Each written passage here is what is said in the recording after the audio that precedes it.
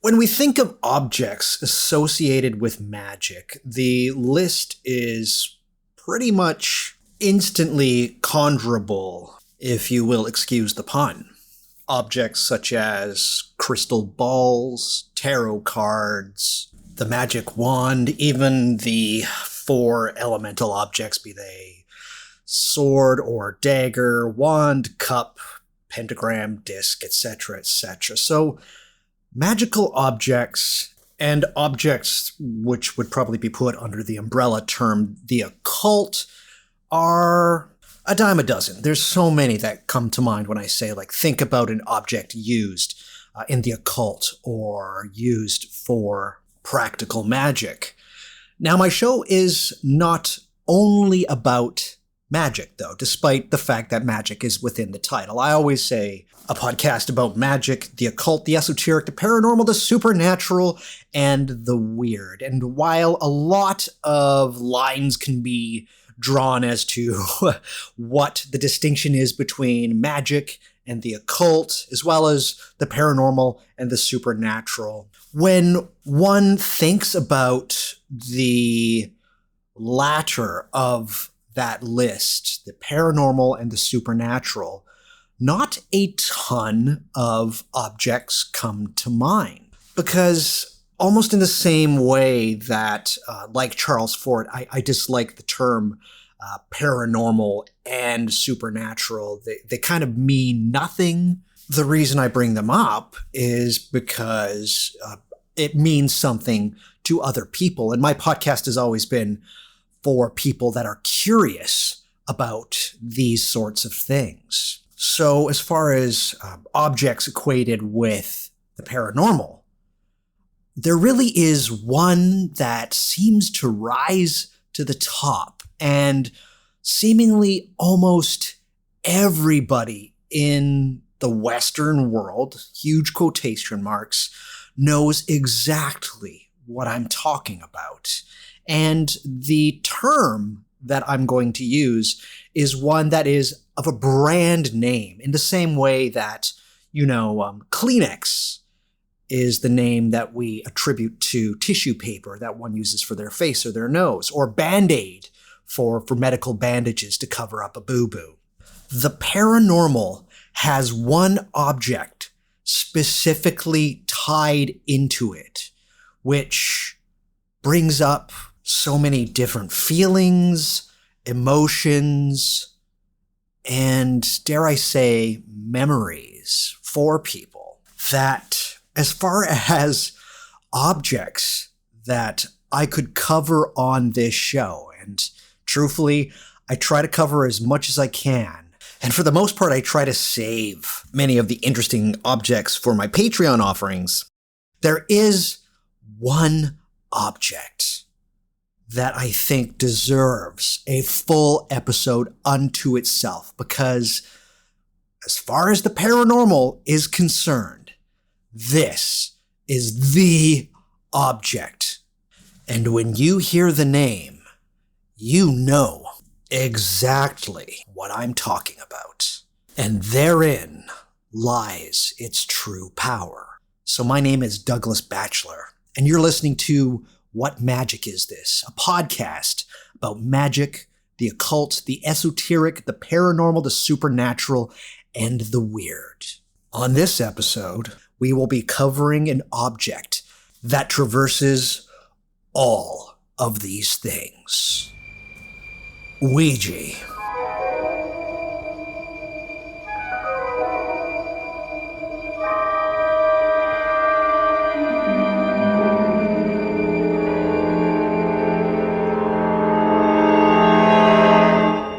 It seems just so simple, and no doubt, and I'm just going to assume that every single one of you listening to this episode knows what I'm talking about, but it seems so simple that the Ouija board, something which is as innocuous as just a board and a small triangular-like planchet, could do so much, truthfully.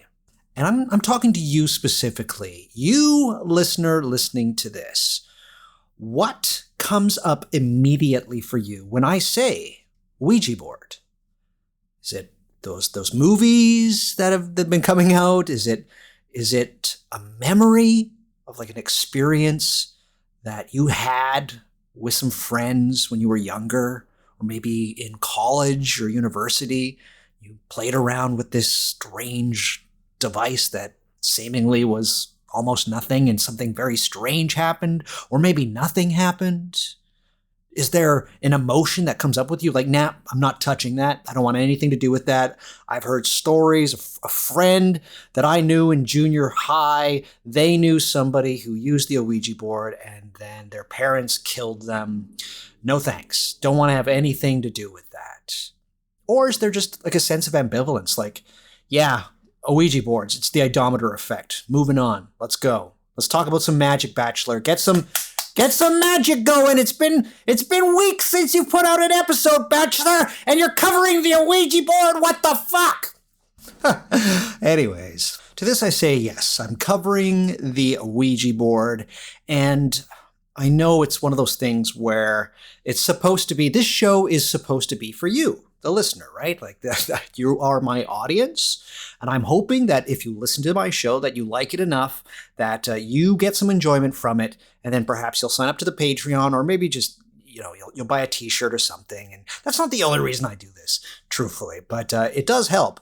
But otherwise, like, this show is also a little bit for me. And I know I've said that in episodes before. You're like, yeah, it's my show. I'll cover what I want within reason, et cetera, et cetera. But I had a couple of really strange surprises while doing research for this episode. And there's some things that, to my mind, are kind of mind-blowing, but also allow me to shake my head a little bit, because Ouija boards are so ubiquitous, but also they are the opposite of innocuous. They seemingly evoke very strong feelings, memories, and emotions. And I keep saying that, and it's going to be kind of the theme to this episode. That and the idea of a totem. Because for me, Ouija boards are totemistic of the paranormal. There is nothing that comes close.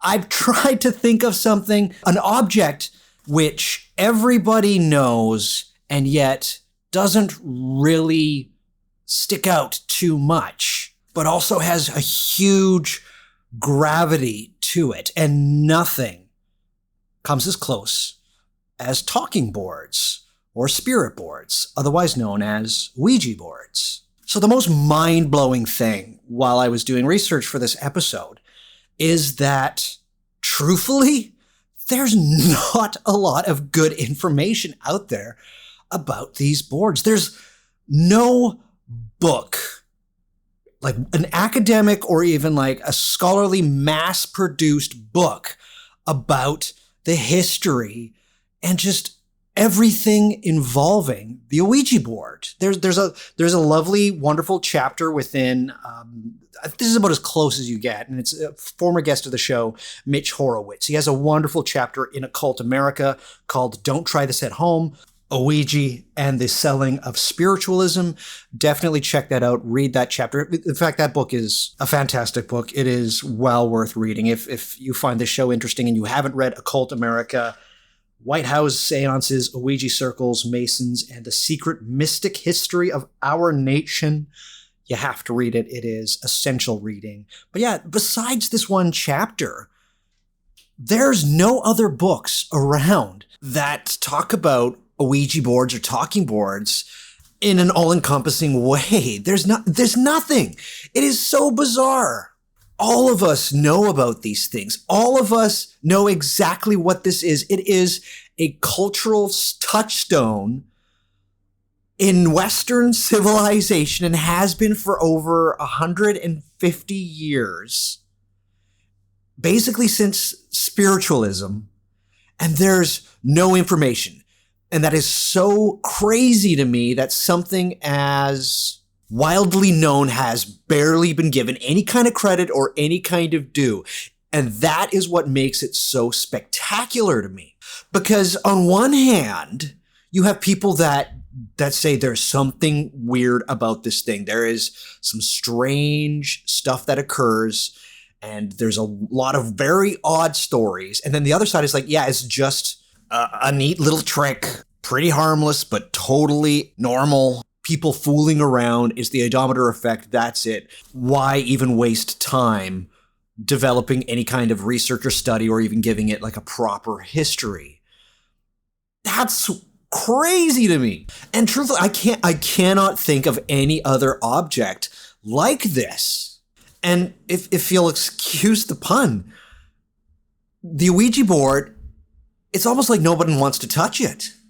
And I say this with my tongue firmly planted in my cheek. It's almost as if it's like cursed. It's just for something that has been so important and that we all know what it is, that there's so little information out there about it, particularly within like a literary product or realm. Nothing. Crickets. So yeah, I cannot think of any other object that almost all of us know about and yet has just been utterly unmined as far as given a proper history and due from books and otherwise. I mean, again, yeah, we have movies. The Exorcist, sure. Yeah, okay, cool. Captain Howdy. And a lot of these other films just, I mean, yeah, there's films with the Ouija board in the title, but nothing else. And of all of the things, of all of the weird, wacky, and wonderful, strange, not only objects, but concepts and activities birthed by spiritualism, which I'm a huge fan of. Please go listen to my episode with Dr. Jack Hunter. Of all of the things that we have from that awesome period of time, the Ouija board is the one that has never gone away. We know what seances are, and people are still definitely doing seances, but as far as something that we all know and probably have used, it's the Ouija board or talking boards, spirit boards. But other than fictional narratives, whether in books or in films, nobody wants to touch the Ouija board. But that's starting to change, I think, and truthfully, it's podcasters. It's podcasters like myself and other folks. I know the last podcast on the left has done an episode about Ouija boards, and many others have as well. So I think people are now starting to look back at these weird objects and just being like, we should probably look at this a little bit closer. So that's what this episode is going to be. And it's 12 minutes in here, but I am going to give my assessment, my personal assessment, and a bit of a history to the Ouija board, which is something that I have used in the past. I've got maybe some techniques for those who are interested and some things to think about if you're a little bit scared about using talking boards and whatnot. But let's give Ouija boards and talking boards the What Magic Is This treatment. So here we go. Oh, and just one quick note here before we really get rolling with this one. I'm not going to touch on all of the murders and grisly things that have happened with the Ouija board involved in some way. The list of people who have done things and say that the Ouija board made them do it, or just the Ouija boards are involved somehow, that has been covered by so many other podcasters. There's so many true crime podcasts about Ouija boards and murders and that kind of stuff. While I do think it is a very interesting aspect of Ouija, and it is, I will admit, it is part of the Ouija story and part of just how this object really seems to do certain things to certain people. I think that there's quite a few good stories and interesting stories, artistic and creative stories of things that have happened with the use of the Ouija board that not a lot of people look at. So I actually really enjoy talking boards and spirit boards. The murder stuff, while a curiosity, it's not really what I want to cover here on the podcast, at least this podcast. Other folks have done it. Go find those shows. There's so many of them. Last podcast on the left, I think I brought them up earlier. Go have a listen to that. Otherwise, it's not going to come up very much during this episode. Sorry, that's kind of not really the angle that what magic is this takes for the most part. But I will acknowledge that it's an important aspect of it. I can't go through all of them. I'm not really going to touch on it very much at all. Sorry. Actually, here's what I will say, and this goes across the board as well with things like copies of the Satanic Bible that people also have in their house, is that it's for people who are somewhat mentally ill, who have made really poor choices in really desperate parts or times of their life. Ouija boards, because they're such a cultural touchstone, just the same thing with the Satanic Bible. It's that it's a lovely little scapegoat, I will say. And that's something that you see quite a bit when you go through and look at the crimes involving Ouija boards, is that it's after the fact. A lot of them will say, like, it made me do it. It made me do it. Because as you know, the Ouija board has a reputation. And let's go through why it has a reputation. So not unlike the current status of the Ouija board, its history is a little bit shaky for the most parts, but if we squint and look back, there are a few things that we could maybe say are Ouija-like from the past. In China, centuries before the birth of Confucius, so we're talking like 551 BC, something like using letters and with holding an object moving around. There's tales of it happening, as well as apparently Pythagoras. There was an object and moving around on a surface to be able to get messages from the unseen world. These last two instances I actually got from a book. And remember when I said that there's not really any kind of books about Ouija? There is one called Ouija, The Most Dangerous Game by Stoker Hunt. It's okay. It's got some interesting information in there. It's got some other information in there. I can't find a ton. I've done a lot of looking. Can't find a ton to back up these two claims within this book. The most I can get is just what I basically said, which is that there's these stories of people using certain instruments, and we don't really know why exactly they're using them, but it in a way looks like what we can call spirit writing. And just a slight diversion here, because it's a whole other kettle of fishes that I don't want to go in too much into automatic writing or automatic drawing. They will come up a couple of times, but that's something else entirely. I might very well do an episode on those two as well, but I'm starting from my point of some kind of a board or a surface and some kind of an object being held in the hands, being moved around to spell things out. And actually, one of the more interesting things that I came across while doing this episode was something that I actually had no idea existed. And some of you might be, putting your hands on your hips and tilting your head to the side and in that sort of way, being like, really? You didn't know about this, Douglas? But I want to talk about something called electriomancy, which is a Ouija for your cock. And in this case, cock being rooster, of course, right? So slight little diversion here, but yeah, I think this is pretty cool. So it was, for the most part, using a rooster or a cock for this sort of thing. It happened in certain places around the world, but it is mostly associated with the ancient Romans.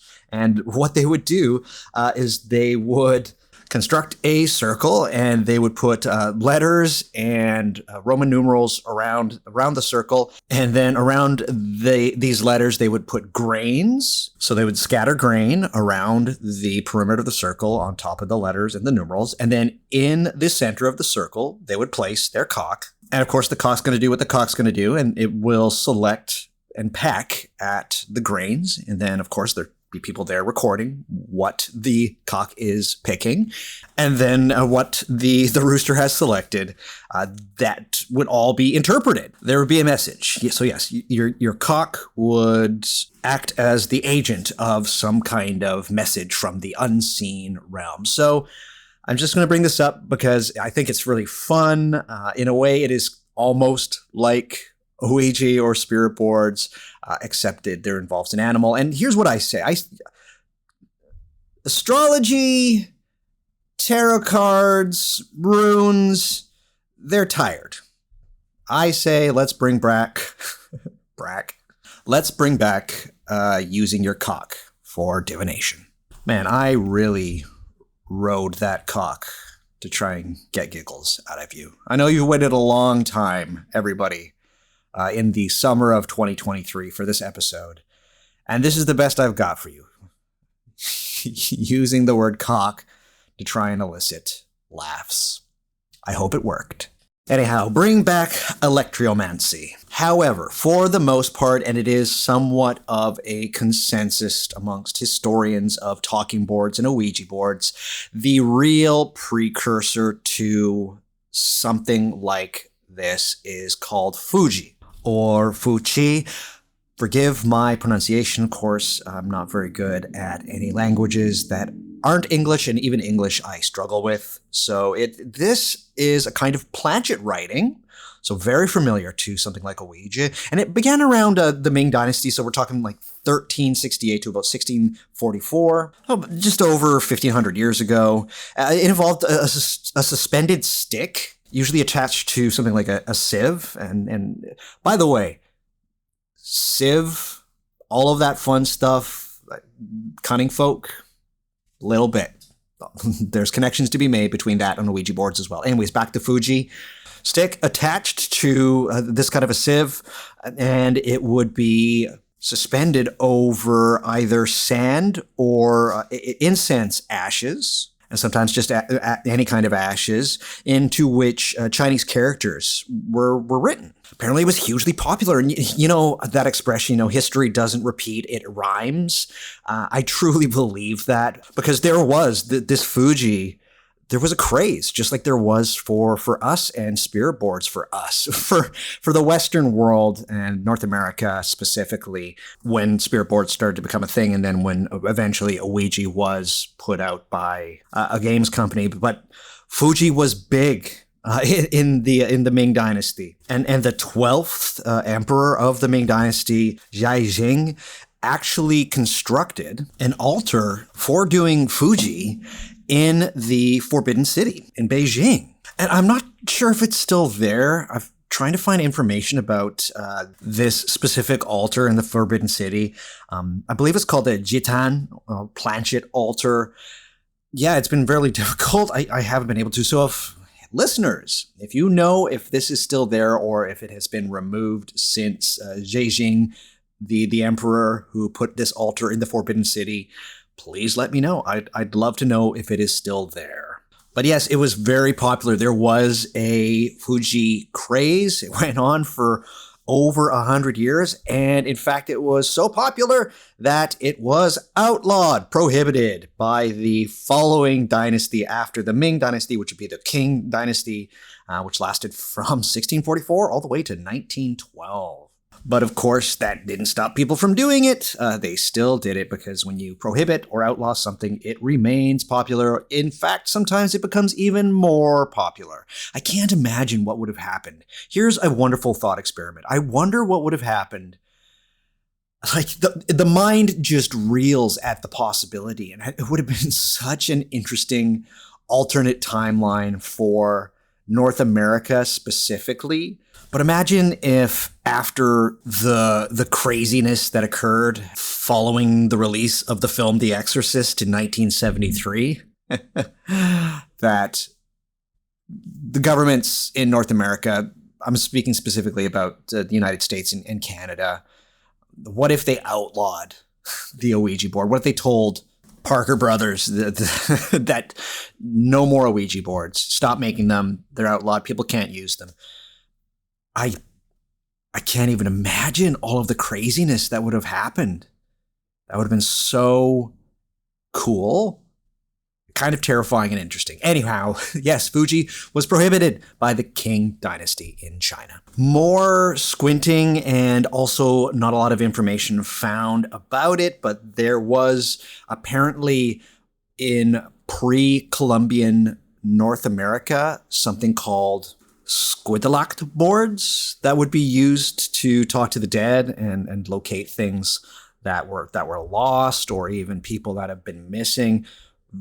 I can't find any information about this. So if you got some, let me know. I would be very interesting to find it. But scouring the internet, I've come up with no information about these boards. So I guess when we get down to it, when we get down to the brass tacks, we have to start with spiritualism, of course, with the Fox sisters.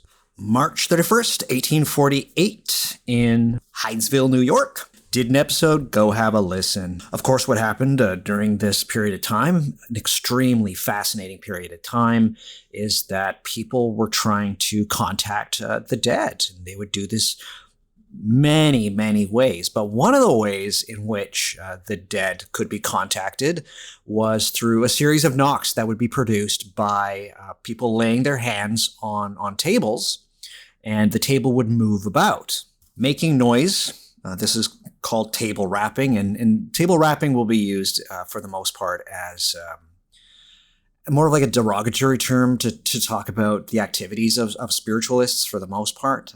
But it is very apt. It's people laying their hands on a table. We've all seen the movies, people laying their hands are on the table, and then knocks seemingly from the dead come out and they appear of their own agency. And of course, this is the communication from the dead. And what would happen is that people would go through letters of the alphabet, and if there was a knock, then that means that's the letter. And so the dead could spell out words. Of course, this was a very, very tedious process, going through the alphabet each and every time to get one letter. It takes a long time, and time is money, right? So this is actually a very interesting phase within the story of Ouija, because we have a few things rise from the ether which look rather Ouija-like. There's, of course, the automatic writing that I mentioned earlier. Probably its own episode unto itself, but when the spiritualism craze hit Europe in the winter of 1852 to 1853, in France, the founder of Spiritism, different than spiritualism, and probably very likely Spiritism, and this gentleman will get their own episode, no doubt, is that Allan Kardec. He talks about the use of this strange triangular device, which will eventually become what we all know to this day as the planchet, the infamous planchet. So Kardec is involved in a seance, and they're doing some automatic writing, and the person's like, fuck this is taking way too long. There's going to be some other way of doing this. And so he himself, he attached a pencil to a basket that was turned around, and everybody put their hand on the basket, and it started to move about. It started to do things. It started to write things. And from there, this became very, very famous. And kind of the best way to put it is that there was like a cottage industry where these planchets were being created and they were being used for automatic writing. So we don't quite have the Ouija experience or the talking spirit board experience as of yet. But what we do know is that as of 1860, planchets are already being sold in North America. So they came from, it's just strange how these things traverse and travel. So spiritualism, New York, makes its way to Europe, France to England all the way back to North America. It's wonderful. In a way, planchets had their own craze before the Ouija talking board craze in some way. In fact, there were people even producing music about planchets. There's the planchet polka, produced in, I believe, 1868. Fun times. And then also in North America, in Connecticut specifically, there was this thing called the spiritualist telegraph dial, or they're also called dial plate talking boards. And so this was more towards the method of the table rapping, or people laying their hands on the table, and then the table would like move about, and then the roulette-like dial would move with the table, and where it would land would be the letter. So we're getting there, we're getting close. And then there was this other thing where people would just put the alphabet on the table or on a board, that would be resting on the table, and then one of the participants, so everybody's got their hands together, but one of the participants would put their hand on the letters, and they'd go through the letters of the alphabet, and if there was a knock, then of course that would be the letter, right? And this was by far like the best way of trying to talk to spirits. It's just that it made things really easy. It's just like, just tell me to stop when make a noise when I'm hovering over the letter, and then bang, it's like, oh, it's an E. There you go, right? We're getting there. What must be talked about, though, particularly on this side of the globe, is spiritualism, as big as it was, it really, really kicked into overdrive during and following the American Civil War from 1861 to 1865. Of course, a lot of people died in that, or a lot of people just never came home. So the need to try and contact them was very real. And this was the reality for a lot of folks after 1865 in America, right? And so spiritualism really gathered steam. The need to talk to the dead was, there's no other way to put it. It was important. It was a part of a lot of people's reality. So I've already talked about a lot of the methods via which people could talk to the dead, and some of the devices, things like the planchet and the dials and even the alphabet boards. So we don't know exactly, because we can't, when the combination of the planchet, which was separate, and the alphabet board, when they came together.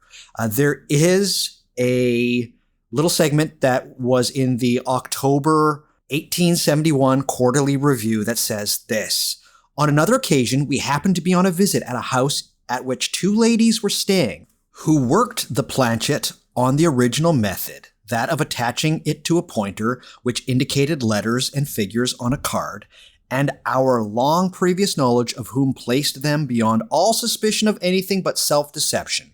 One of them was a firm believer in the reality of her intercourse with the spirit world, and her planchet was continually at work beneath her hands, its index pointing to successive letters and figures on the card before it, just as if it had been that of a telegraph dial acted on by galvanic communication. So that's 1871. It's pretty close. That's indicative to me that something like the combination of alphabet boards as well as planchettes were starting to happen. And by 1876, we have an indication, certainly, that basically the ingredients for what we call Ouija now were definitely being used. And so this is from the American Spiritualist magazine. It says this: "We tried the new method. Our spirit son exclaimed, 'Oh, dear Papa and Mama, you have made our work so easy now. The method is this. I have on a table painted the letters of the alphabet thus. On this table we placed a polished little rod, rounded below and pointed on both ends. The very upper side is wide for the fingers to rest, and also rough so they do not glide off. The table, of course, must be very smooth. I facilitate operations by putting a little powdered soapstone on it. On this rod, the fingers of the two persons sitting on the opposite sides are placed, and the rod is allowed to glide from letter to letter. With this little arrangement, we received messages now faster than by writing. If you think this information useful, your readers are welcome to it.'" Bingo. 1876, most definitely. This obviously just didn't come out of nowhere. I think people were doing this for quite some time. Of course, people want things faster, and that's just the name of the game, if you'll forgive the pun. But so I think that the combination of alphabet boards and planchets was just a natural one, no doubt. And of course, nothing is more natural to the United States than trying to find patents for things, to invent, to get money. So what we have is a ton of people basically designing and patenting and releasing something very similar to each other, almost all at the same time. And in Mitch's book, Occult America, he basically does that thing, which it's lovely. I love the way that Mitch writes. Basically, it's like, this is the story that we're all told, and it's wrong. Here's the real history. There's some other stuff, though, that I do want to go into that Mitch doesn't for the most part. Although, if you want a really wonderful history of Ouija, Mitch definitely, he has it. He's done it. Go read that. But in 1886, we have an indication of something that was invented by the W.S. Reed Toy Company out of Leominster, Massachusetts, with something that looks very much like what we would know as the Ouija board, but at this point it was called the Witch Board. It was dubbed the Witch Board, and here's how it's described. Upon the four corners of the board are respectively yes, no, goodbye, and good day, while the alphabet occupies the center of the board. A miniature standard, which rests upon four legs, stand upon the witchboard, upon which the hands are placed, and then the spirits begin their work. Should an answer be yes or no, the small table will travel to the respective corner, etc. Communications are spelled out by the diminutive table resting over such letters as may be wanted to spell out the message. Very cool. And just a little aside here, one of the best places for information, and pretty much, yes, this is it. As far as trying to get the most comprehensive history of Ouija boards, you have to go to the Museum of Talking Boards or museumoftalkingboards.com. They have a wonderful history. Basically, all of the quotes over the last 10 minutes have been from this website. Go there, support, check it out. It's great. It will be in the show notes. But what's interesting about the Witch Board is that it would have been forgotten.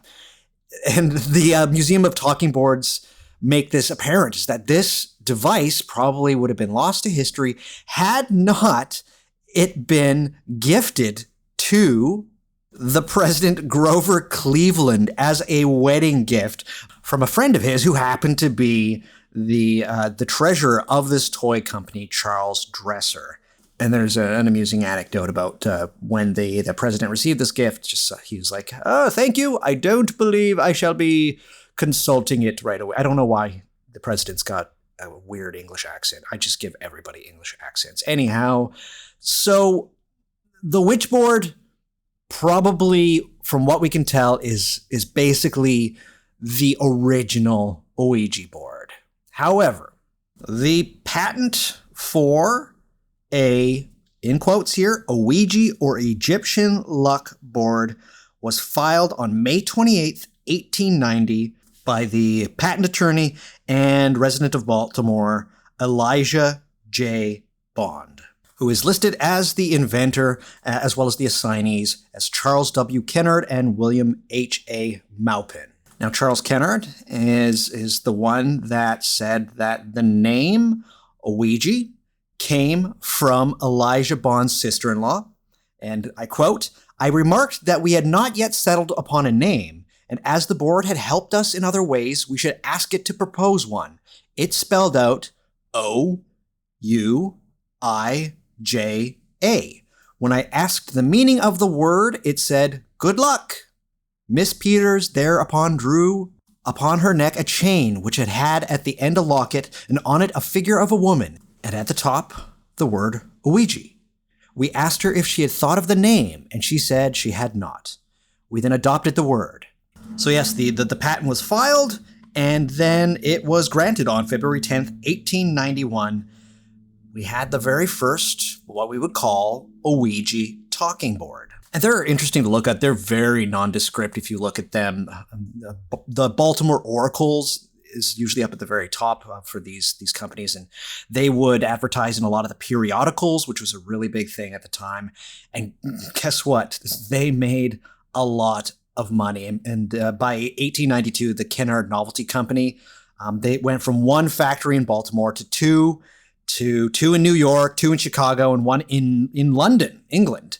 Business was good. But of course, money changes everything, and the creators of the original Ouija board, they would fight, and there were huge financial disputes. And one of the inventors, Charles Kennard, he was removed from the company by the other partners. This would be the Kennard Novelty Company, based out of Baltimore, as I said. They had actually hired a teenager by the name of William Fuld, who was a varnisher, just an absolute nobody, to help with operations. And it was eventually Fuld who became the one who was running the company. who did something pretty sneaky. He patented his own planchette and talking board, and he was 19. He was 19 when he did. Smart. He was a nobody, but he was smart. He took over the novelty company and had his separate patent. And so he started putting his name on all of the boards produced thereafter. And he himself made quite a bit of money. It was also Fuld that basically said that Ouija, the name, which, as I mentioned earlier, came from this word good luck, but it was actually Fuld who said, no, it's just the combination of the French and German words for yes. Anyways, Fuld had some legal and financial disputes himself with his brother Isaac producing a board as opposed to the Oracle board. It was the Oreo board. You can look at examples of this one as well. They're pretty cool also. The two were in legal battles for well over 20 years. It became so crazy just that his brother released basically the same thing that Fuld was releasing, that, they didn't talk to each other. It was such a contentious court battle that the two just hated each other, but it was William that ended up winning, and basically he had control. He had control of Ouija, but it became popular. It was a huge thing. Most likely William himself made well over $1 million even back in the day, which would be, I don't know, that's, I guess, $14 trillion these days. I don't really know. I'm not good with money or finances, but William made a lot of money off of the Ouija, off the name Ouija, these talking boards. By the 1920s, people knew all about it. Norman Rockwell, of course, created a famous illustration of a talking board being used. It was a sensation, right? And it was a big thing, and it remained a big thing for quite some time. And its popularity is always up and down for the most part, but certainly in the first half of the 20th century, it was a sensation. It was a phenomenon. William Fuld himself basically said that it was all business. He never used it. He's like, I'm a Presbyterian. I don't go in for that spiritualist bullshit, but I keep getting the checks, so cool. Funny, kind of tragic, but interesting anecdote about William Fuld. He died in 1927 after a freak fall from the roof of one of the new factories that he created. There's a little part attached to this story that it was that he was using the Ouija board and told him to build the factory. So of course, there's always this dark side with the Ouija board that gets tacked in. I think because it has this strange agency, and I'll talk about this a little bit further on down the line in this episode. There is something about these boards and just the way that everything came together that although when we have a detached look at them, we're just like, oh yeah, this was the evolution, people pointing at letters from table tapping, and then planchette from Europe, from Spiritism and Kardec. Of course, everything just comes together as it does, but you know me. These things, sometimes they do have an agency to them, and we also like attaching stories to them. And the stories attached to Ouija are vast. But yes, Fuld, he got to enjoy his money for a little bit, but yeah, he died after falling to his death. There is some interesting stuff that occurs as far as the competition between the inventors of the board and Fuld and just all of these other boards coming up. And there's another character by the name of Colonel Bowie, who I'm not really going to get into here. Please go to museumoftalkingboards.com, read the little history there. Very interesting stuff that occurs. But as with anything that will become a phenomenon, there's just a lot of mendacity and double dealing, and there's even children getting involved, and just that old trope.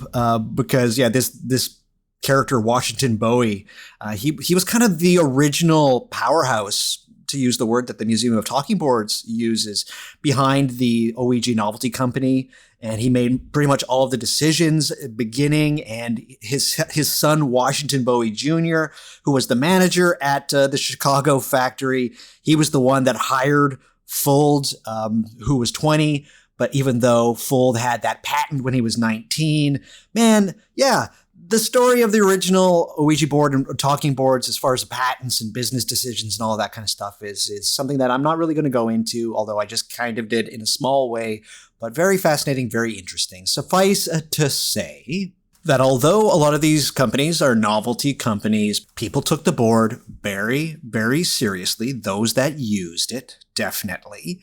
And as is no surprise with things occult or paranormal, it is in shaky and troublesome times during which it saw its largest booms. So as mentioned with spiritualism and the American Civil War, we have World War I and the aftermath of the devastation in World War I. And although the Americans came in a bit late for that one, still quite a few people died. And of course, the board would have been used to try and communicate with these people. And truthfully, here's something that not a lot of places that I look at covered, and maybe someday somebody will write about it. But because the Canadians were in World War I as soon as the British were in World War I, that there was a huge amount of people that would use the Ouija board that came across from the border up into Canada, particularly Eastern Canada, and the Ouija board on the original spirit talking boards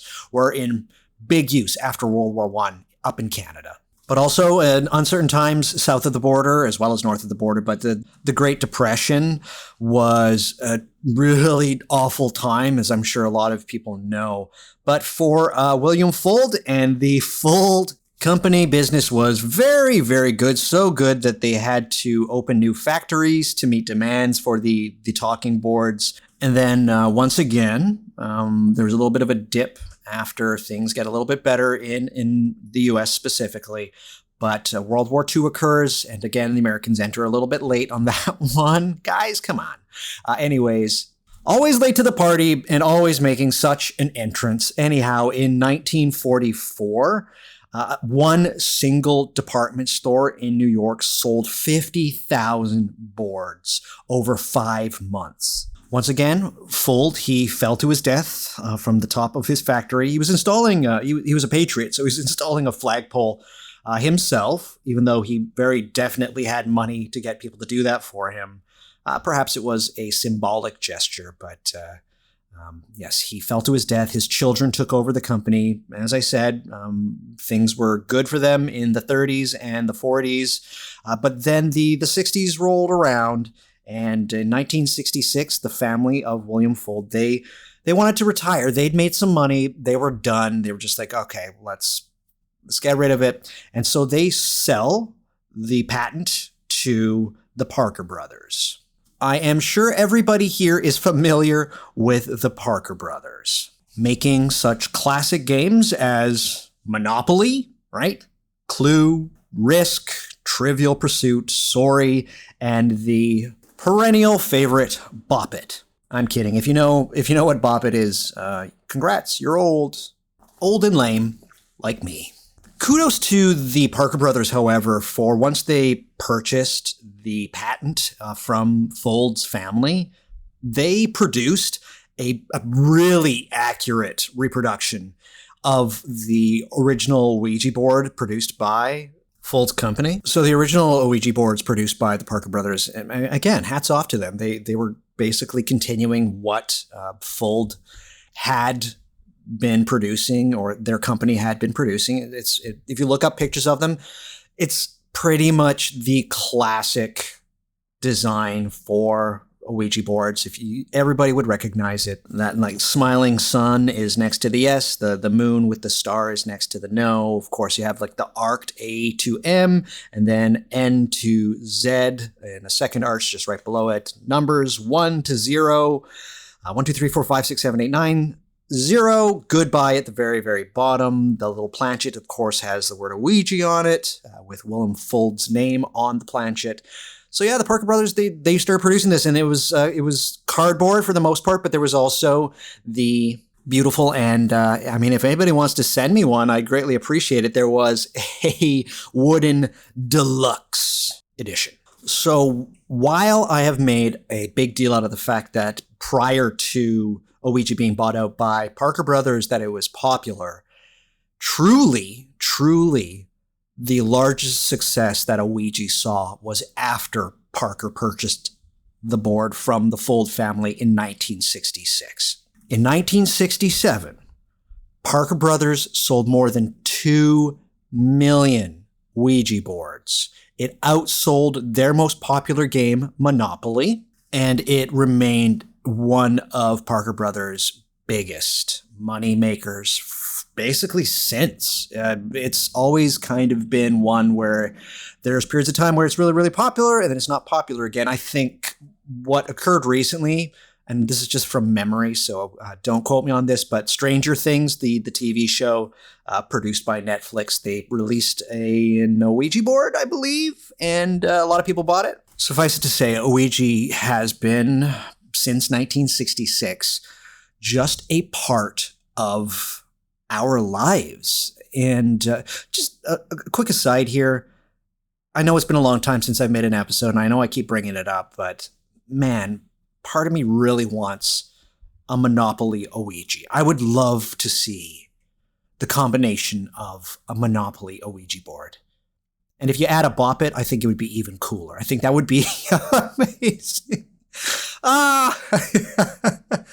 Yes, give me my Ouija Monopoly Bop It monstrosity. Parker Brothers, you cowards, do it! Anyhow, in 1999, after 33 years of owning the patent from the Fold's Parker Brothers, they stopped manufacturing the classic Fold Ouija board design, and they switched to the kind of, I'm just going to say it, and shots fired, boring Ouija. The new Ouija boards make me yawn, and every once in a while they're like, we're back to the classic Ouija board. Anyhow. Even before they stopped using the original design, Parker Brothers was bought out by Hasbro. And there's something about Hasbro that's just, it's the most milquetoast gaming company. I'm sure I'm not alone.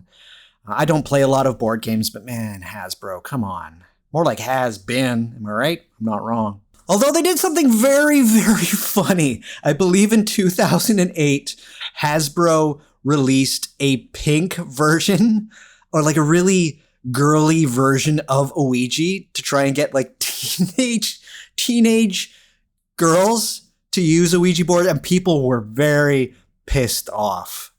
I think that's actually kind of awesome. And I know that I'm jumping around here like I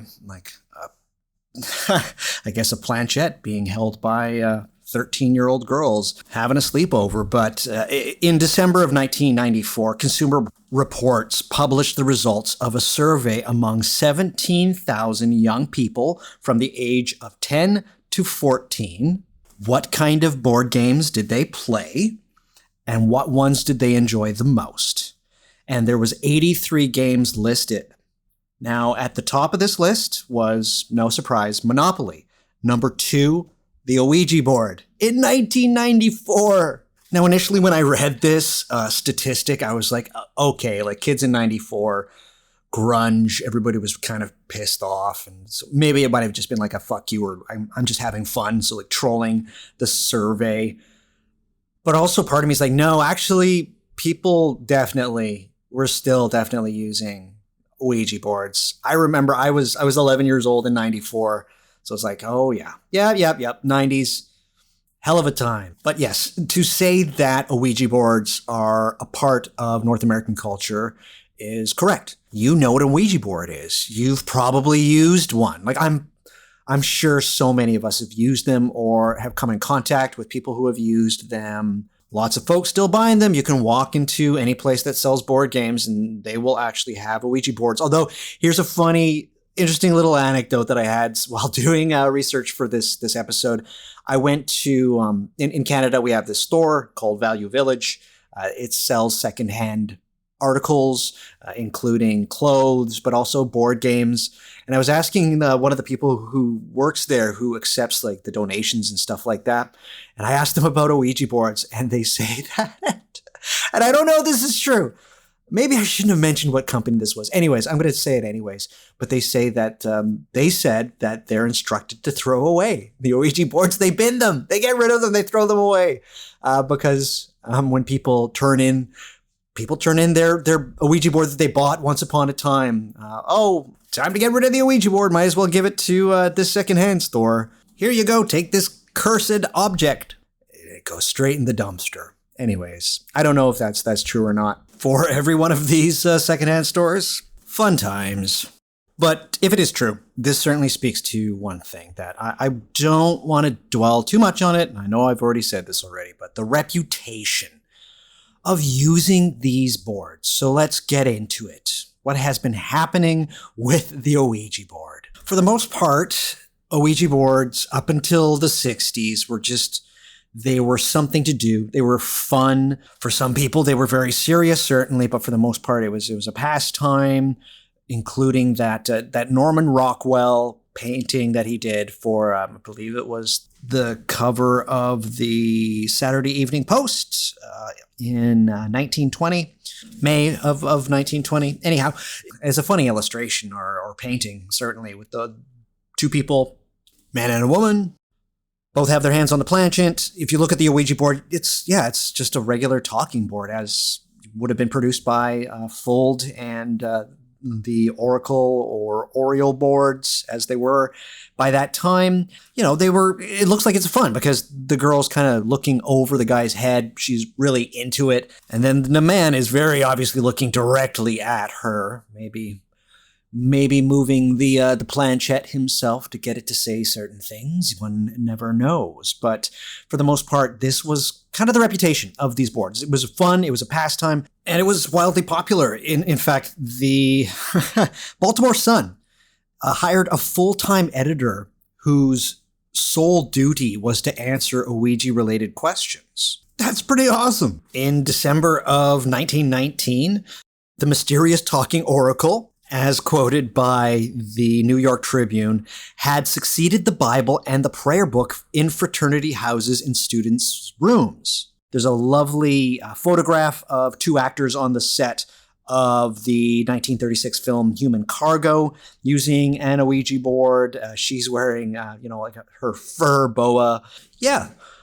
For a while, the Ouija board was a novelty. Could have been used seriously by some people. And again, spiritualism was still a thing in the 1940s and even to some extent in the 1950s. So talking boards would have been in use everybody was still using them, right? Like it was a thing. Parker Brothers buys the company, 1966, mass produces them. They're everywhere. Everybody's got them.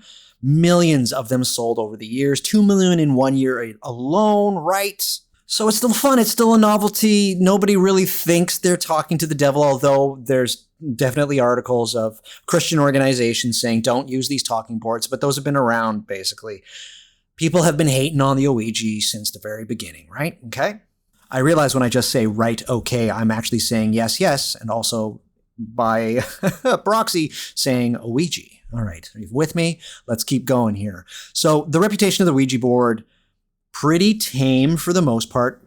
Interesting, starting with spiritualism, certainly. And by the time 1966 rolls around, spiritualism, it's not that it's forgotten. It's just it's not a thing anymore to the degree that it once was. People buying it in the 60s. Of course, with the 60s, there's that whole cultural revolution with doing things that are heterodox in every regard. People do the drugs, they get all spacey stuff like that. Popularity of a Ouija is as high as it's ever been, right? So all of that great stuff occurs. By the late 60s, early 70s, it kind of drifts into being like a fad for adolescents. And in a way, it's really cool. And I think that Mitch hits the nail on the head in his book, Occult America, when he talks about the fact that for a lot of people, particularly adolescent teens, and particularly younger girls, they kind of revive that tradition of female mediums, right? Just like spiritualism. And for the most part, a lot of the more renowned mediums for spiritualism were women, usually lower class. And that combination, sexism and classism, is kind of one of the reasons that a lot of folks had problems with spiritualism. It's a whole other discussion. Anyhow, During the late 60s, early 70s, adolescent girls wish something like having a Ouija board slumber parties. Like it's a thing. So that I think that that's a really interesting perspective that Mitch has there, and it's certainly true. And this was definitely occurring by the late 60s and early 70s for sure. It's kind of like a little bit dark. It's kind of like a little bit odd, and so therefore it becomes popular, and it definitely has that faddish element to it. But for the first, 70 years of the existence of Ouija boards, it was always there. They're on the periphery of American culture. They're perennially popular. They're fun. They're interesting. It's novelty, but it's also kind of, by this point, kids and adolescents for the most part.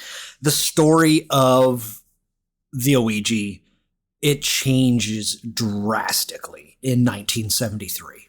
That is when the film The Exorcist is released. In that film, the main character, Regan McNeil, talks about how she uses... Wait. If you haven't seen The Exorcist, do yourself a favor and watch The Exorcist. It's an awesome film. And for some reason... horror movie fans and even movie fans in general, they go through these phases of like, greatest horror film ever made, not even a good film, back and forth, blah, blah, blah. I'm going to just say right here, The Exorcist is a masterpiece in every way, shape, or form. I think it is a genius film, and it is a culturally significant and relevant work of art that I think is so hewn into the fabric of, huge air quotes, Western culture. You have to watch it. It is a genius movie. Also scared the shit out of me when I was younger. But that's another story for another time. Anyhow, the main character, the person who gets possessed by the devil, Regan McNeil, her character, she is in, I believe, her basement with her mom, and she talks about how she has communications with Captain Howdy through the Ouija board, and she has questions and he answers them. The implication is that it's through the Ouija board that Regan becomes possessed by the devil, Satan, Lucifer, whatever you consider the devil in this day and age. Azuzu. This film scared the shit out of people, and there was a huge public outcry. Religious groups start burning Ouija boards. They say that, yes, it is being used by kids. It's a tool of the devil in order to get people into the works of Satan. It's not harmless. It's not just a game. And it's an evil tool. And it's one that, to this day, people don't shut up about. And by shut up, I mean a lot of Christian fundamentalist groups. They will talk about how evil the board is. And just as I mentioned earlier, a lot of people are still, to this day, I think, I read recently, somebody as recent as a major case, as recent as 2018, blamed the Ouija board for them murdering somebody. So these stories feed into the whole story of Ouija itself. And so, yeah, it went from being a novelty curiosity with maybe some kind of spiritualism underpinnings and talking to the dead to something that was spooky and scary. And that worked out in the favor of Parker Brothers because, as you saw, like by 1994, still very popular. But it's one of those things where if you even see it show up in any kind of film or anything like that, I believe there's some TV shows also, like Breaking Bad. I thought it might have had an Ouija board in there or something. It's either like one of those things where it's the Ouija board itself, it immediately has this reputation of being dark and sinister. Very few times are they approached with having this kind of fun, that 1920s Norman Rockwell, like, oh, let's set up the board and have some fun. No, it's like only stupid people believe in it, or it's a really scary object that opens doors to the underworld. Or Satan's realm, or whatever you want to, where the ghosts are, where the spirits are. So, in retrospect, we're a long ways away. It's been 50 years this year.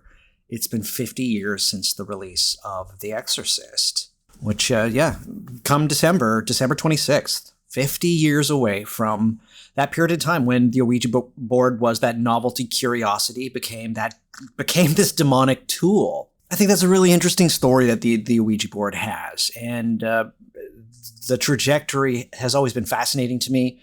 And I can understand why it went to this direction, because seemingly as the further away we get from death, I think death and that other unseen realm, the further away it becomes from us, the more scary it is. And by proxy, and in the same regard, the more tantalizing it becomes. I don't really think that Ouija boards will ever get rid of this sinister reputation that they have. And the main reason for that is because people are still having very strange experiences with them. It's part of the trick. It's part of the story.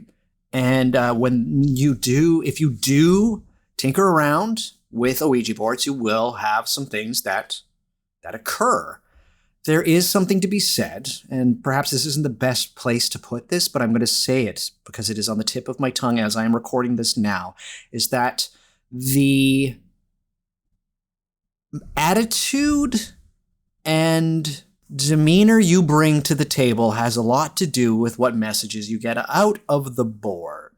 And I'm not saying it's entirely you, although other people will say it is entirely you. And I will talk about that in a little bit. But I'm going to switch gears now and talk about some of the more interesting aspects of the Ouija board and perhaps some of the more magical aspects. Aleister Crowley, he was a huge fan of the Ouija board. In fact, there is a book called Aleister Crowley and the Ouija Board by J. Edward Cornelius. It was released by Feral House, I believe, all the way back in 2005. I haven't had a chance to read this book yet, although sections of it are available online. It will be up in the show notes. Aleister Crowley did like to use the Ouija board. And I quote, and hopefully I remember my Aleister Crowley voice, "There is, however, a good way of using this instrument to get what you want, and that is to perform the whole operation in a consecrated circle so that undesirable aliens cannot interfere with it.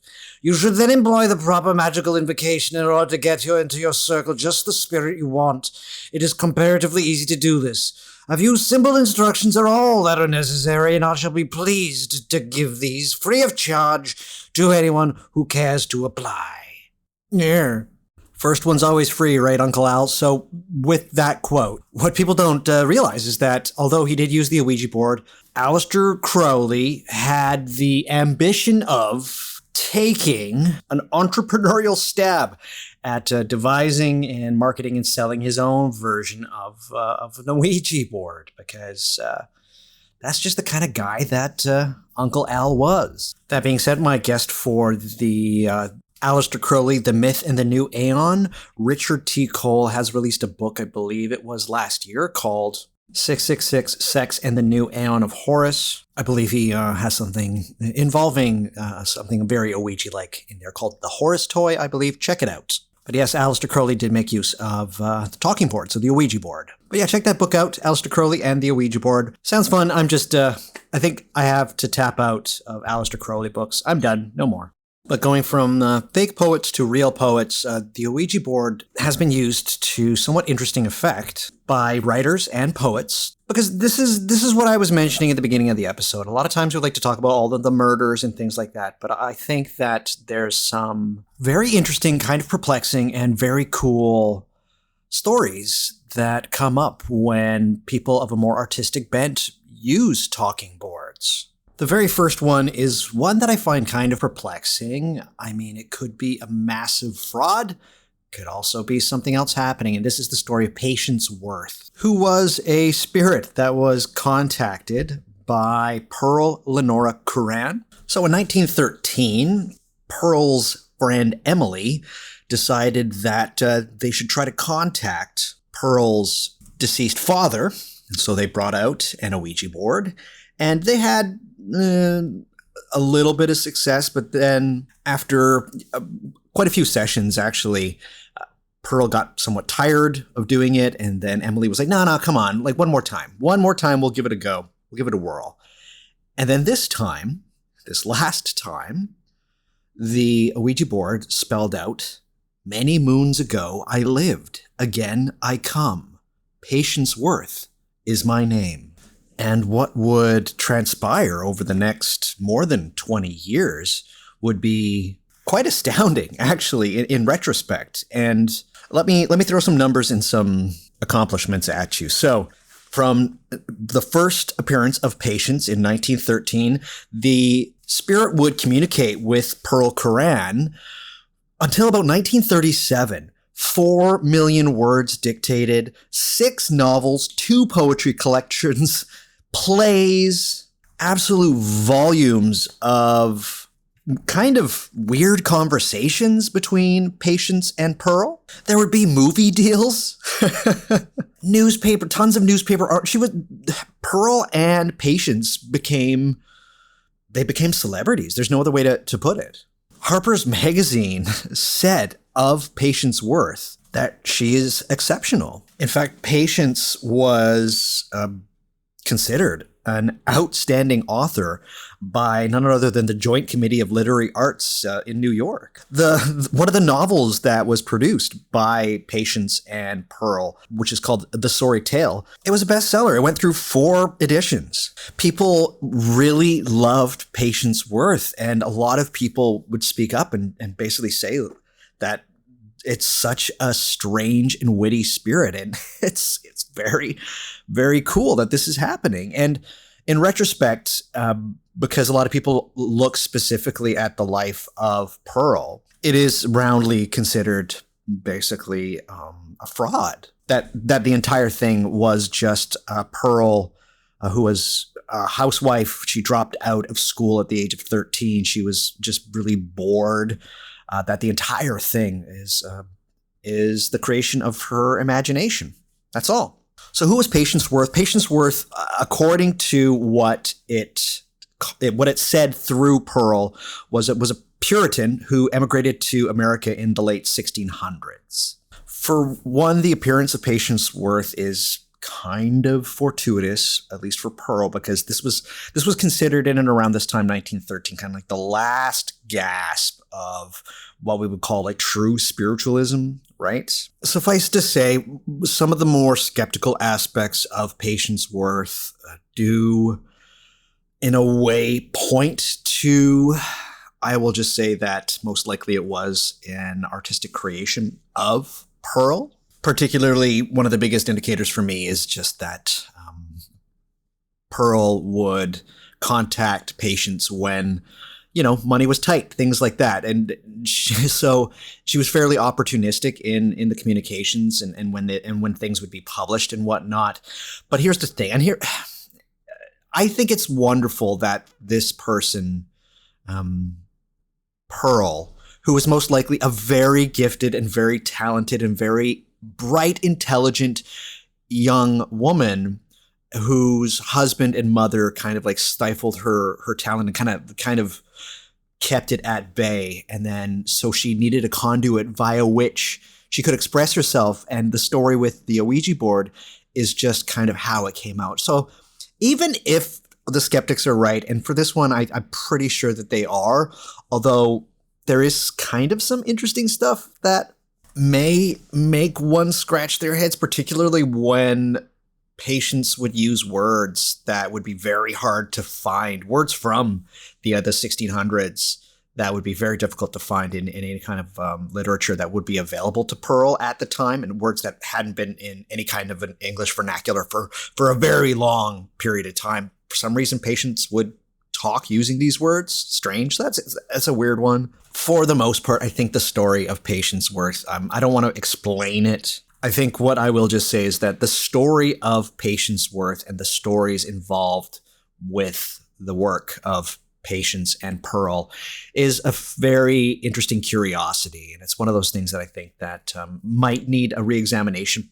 Any of the books produced by Patience Worth, none of them are really noted anymore. They were very popular in their time, for the most part, particularly The Sorry Tale, but they're kind of in the forgotten pile of history. So interesting stuff. And as a little side note to this story of Patience and Pearl is that her friend Emily Grant Hutchings, the person who initially made Pearl sit down at the Ouija board, and some might consider the very first workings of Patience Worth might be due to Emily, is that Emily may be a little bit jealous of Pearl's fame.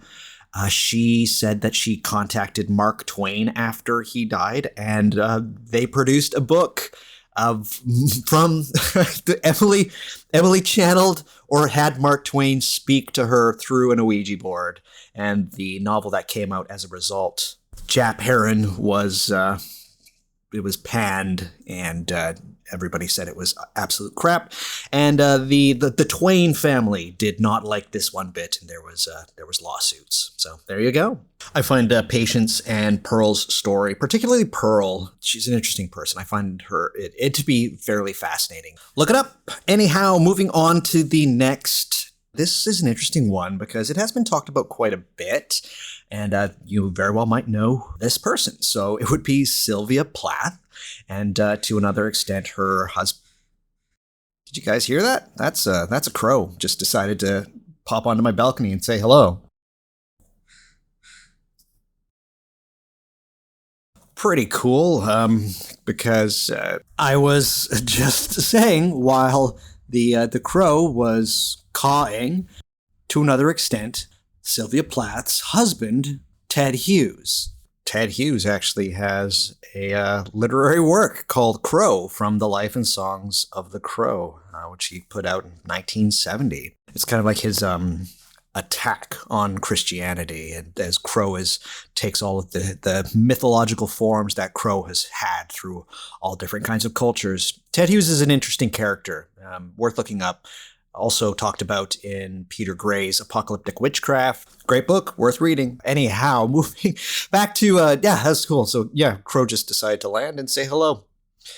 Fortuitous. Anyhow, moving on, Sylvia Plath and the Ouija board. So it was actually Sylvia Plath, who was a poet, very well known, committed suicide in 1963. She was a wildly creative, really quite a fantastic and wonderful poet and novelist and short story writer. Anyhow, her husband, Ted Hughes, again, as I mentioned, interesting fellow. He suggested that, and it was probably through his influence that they took up astrology and the supernatural and magic to, not maybe magic's not the right word, but the good stuff, the odd stuff, right? That was mostly Ted Hughes's influence, and Sylvia was quite taken to using an upturned wine glass, and there was a ring of letters on the table, laid out, smooth table, and she would question the spirits. According to Ted, she would use an Ouija board, what we would think of as kind of like a makeshift Ouija board. And this spirit, for the most part, has a very familiar name, particularly to those who like the weird stuff. As I said, the name of this spirit was Pan. For the most part, according to Sylvia and Hughes, the word fun is brought up a lot. They're having fun. Things are fun. They're enjoying themselves.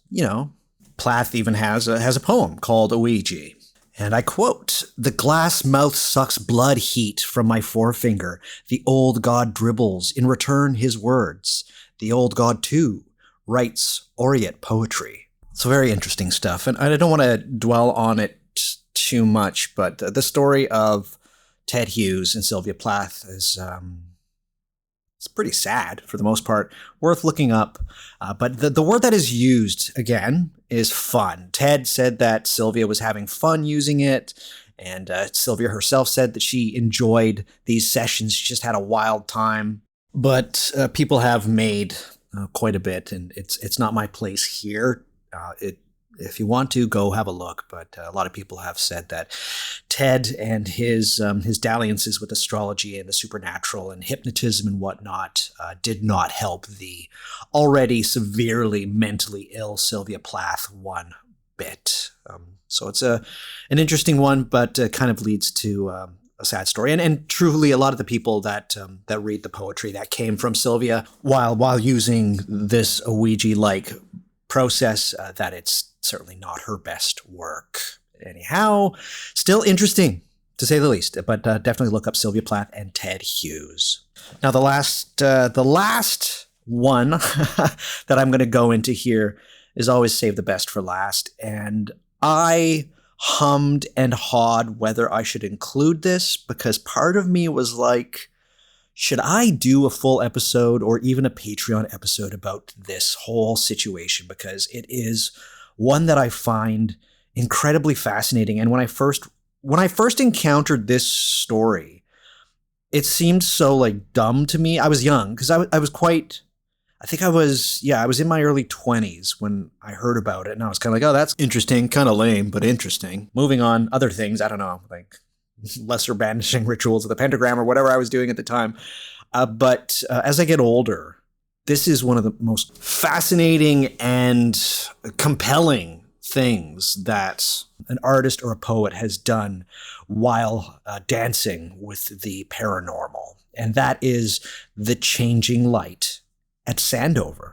So allow me to just continue with my gushing and my preface here before I get into it. But I think it is so crazy that this whole enterprise and project exists in this day and age. And that there's that whole adage, and it's so trite, that truth is stranger than fiction. And this is one of those instances where that would be the case, right? And I just love, since rediscovering it, since going back and actually giving time and space to the 3 or 4 projects that kind of make up the Changing Light at Sandover. I'm just going to say, if you have no idea what I'm talking about, or have never heard of the Changing Light at Sandover, or even the poet James Merrill, buckle up, right? Well, maybe not buckle up. It's still poetry, and I love poetry, as people who have listened to the show for a while know. I can spout some poetry when need be. I can conjure up some poetry, or at least other people's poetry. But anyhow, yes, very interesting story involving the Ouija board. Yes, so buckle up, kids. Here's some poetry stuff for you. The Changing Light at Sandover is the name given to a collection of 3 volumes of poetry published from 1976 to about 1980. The 3 main volumes, are the Book of Ephraim, Mirabel's Books of Number, Scripts for the Pageant, and then there's this other kind of 4th one that's tacked on called the Higher Keys. Anyhow, the poet in question is a fellow by the name of James Merrill. If the last name might sound a bit familiar, his father was Charles Merrill, who was one of the founding partners of Merrill Lynch investment firm. So obviously came from some amount of money. And James, he was a rich kid. There's no other way to put it. He was a rich kid. And so what did he do? He devoted his life to poetry and to being a poet. But yes, he lived a fairly and an enormously privileged life throughout his entire life. But man, this whole thing is so crazy that it happened. And so I keep talking about it. Let's actually get into what it is. So the Changing Light of Sandover is a strange, people call it postmodern, and it kind of is, but it's a bit more than that. It's this epic poem that James Merrill crafted with his life partner, David Jackson, with the 2 of them using an Ouija board and talking to spirits and dead people and friends. It's one of those things where you kind of have to read it to believe it, because it's so strange the way that, and beautiful the way that James incorporated the communications with the Ouija board. And what they would use was just a regular piece of paper. You can look up pictures. I'll have something in the show notes. You can look up pictures of the Ouija board that they used. A to Z or Z, if you're in America, A to Z. You can see the letters are just in an arc. There's the yes, there's the no. Anyhow, they would use I believe it was a teacup turned upside down. And so James and David, they used the Ouija board and crafted 3 volumes of poetry. So the very first is the most renowned, and it's the one that I connect with the most, which is called the Book of Ephraim. Ephraim was, and it's mentioned in the poem, the familiar spirit that James and David were in contact with. One of them, but it is kind of the main one for the very first volume, that being the Book of Ephraim. So this isn't just not parlor games. This Book of Ephraim is roundly considered the masterpiece of James Merrill's life, and it won the Pulitzer Prize for poetry in 1977. That is a major accomplishment, and it was wrought using an Ouija board. Well, something very close to an Ouija board. You guys know what I'm saying, right? So yes, the work was published originally as the Book of Ephraim. And so James and David said that, like, well, we're done. That's cool. We use the Ouija board. But the spirits were like, no, you're not. Here's some more. And so they kept going for even more time. And then another 2, or actually like another 3 bits of work using the Ouija board was produced. And then all of these, all 3/4 volumes were produced and released as The Changing Light at Sandover. Let me talk a little bit about the structure of the whole project as the Changing Light at Sandover. So the Book of Ephraim, they correspond, the way that it is organized is going from A to Z on the Ouija board. So each section there goes A, B, C, D, E, F, G, H, I, J, K, L, M, N, O, P, Q, R, S, T, U, V, W, X, Y, and Z, or Z, which is really cool. Very crafty what James did there with how it was laid out like the Ouija board. And then what you have in the second volume, Mirabelle Books of Number, is that those sections are set around the numbers. So the numbers on the Ouija board from 0 to 9. And then the very last volume, Scripts for the Pageant, is yes, ampersand, and no. So it corresponds to the Ouija boards, yes and no. Incredibly fascinating, very ambitious, and really interesting. And if you find the original publishing hardcover of The Changing Light of Sandover is actually very hard to get, and it's very expensive. But it's very cool to behold and to take a look at the initials of the people involved, because there's some of James and David's friends are part of the process of it, and even people that have passed away. So their initials are there. Anytime that there's the Ouija response, the Ouija board, when it talks, it's all capitalized. And so James kind of weaves his poetry in and around the responses from the Ouija board. There's this weird, it's apocalyptic. The word apocalyptic gets used. Mainly that was from the literary critic Harold Bloom, who said that the book's 8 shorter poems surpass nearly all the earlier Merrill, but its apocalypse, a lesser word won't do, is a 100-page verse tale, the Book of Ephraim, an occult splendor in which Merrill rivals Yeats's A Vision, and even some aspects Proust. So that's very high praise. And as I said, these poems, particularly the very first one, the Book of Ephraim, folks really took notice of it. And they connected with it. And to make your way through this whole project, it's one of those things. The comparison has been made, but it's like looking through the 5 books of mystery or John Dee's spiritual diaries. Like it's up there. And some of the things that come through the Ouija board are weird and wacky and crazy and strange. There's UFO stuff in there. There's stuff about civilization, pre-civilization kind of things. It's pretty fascinating. And yeah, you can come for the poetry, stay for the crazy shit that comes through the Ouija board. And it's funny. The stuff is witty. And in fact, James and David, particularly James, even within the poems, said that the response from the board are even wittier and wiser than both men are themselves. It is an astonishing work, very worthy in every regard. recognized as being a masterpiece for those in the know. Like the latter half of the 20th century, it's considered a titan of poetry, of American poetry. And I think that this will not be the last word of The Changing Light of Sandover that will appear on What Magic Is This in some form. But I have to say in conclusion of this work, because just a piece of paper and an upside down teacup or a coffee cup, and they crafted a very amazing work of art that people consider this specific person's masterpiece. And there's some other things that go with it, particularly the fact that people that were friends with James and David talk about how their dalliances with the supernatural, particularly through this Ouija board, definitely had an effect on their life and their relationship.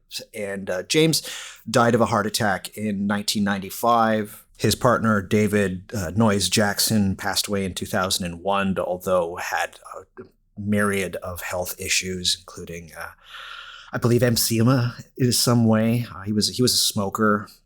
Anyhow, there's interesting stuff that goes along with this tale of the composition and the release of The Changing Light of Sandover, the 560-page epic poem that James and David crafted using the Ouija board. There is a book that I read for just this episode, and I actually enjoyed it quite a bit, although I think that the author is making a little bit of a mountain out of a molehill. I'll just say that. But the book is called Familiar Spirits, a memoir of James Merrill and David Jackson. So if there's one thing from this episode that I really want, besides perhaps going out and doing some things with a talking board or an Ouija board, perhaps grabbing yourself or finding The Changing Light at Sandover. I mean, if you're not a fan of poetry, but you might be interested in this sort of thing, kind of that whole prophetic weirdness that occurs with reaching out to something that you can't see with your eyes, you can't sense all around you all the time, reaching out to the unseen realms, a la something like John Dee and Edward Kelly, but in a more modern context. This might be it. So I'm not going to try and say like everybody will love The Changing Light at Sandover, because I know you won't. It's very poetic in that way. It doesn't rhyme in the way that most poetry does, and the way that it's composed is interesting. As I said, like, it's not just James and David's interaction with the Ouija board. The Ouija board is there and it provides answers, and then there's the initials for people's names when they come in. There's this weird celestial hierarchy within the book. Again, you really have to engage with the book to be able to get all that I'm saying here and to really appreciate it. But I'll say this. If you find The Changing Light at Sandover and you make your way through all 3/4 parts of it, if you just go along with it, just like on the Ouija board, if you just kind of go along with it, it is the best way of interacting with The Changing Light at Sandover. Yeah, just kind of resign yourself to having an interesting time with an artist who really did something different to compose his masterpiece, and who probably suffered as a result. Himself and David, I will say, they definitely went to the deep end of the pool for this one, and their feet no longer touched the bottom. I'll just say that. And I think that part of it really affected their lives in some interesting ways. And it involved the life of another person by the name of, I believe, Peter Hooton, who was an actor, but was also a lover of James Merrill while he was with David Jackson. Anyways, this whole thing. Actually, an aside here, let's go on another little journey here.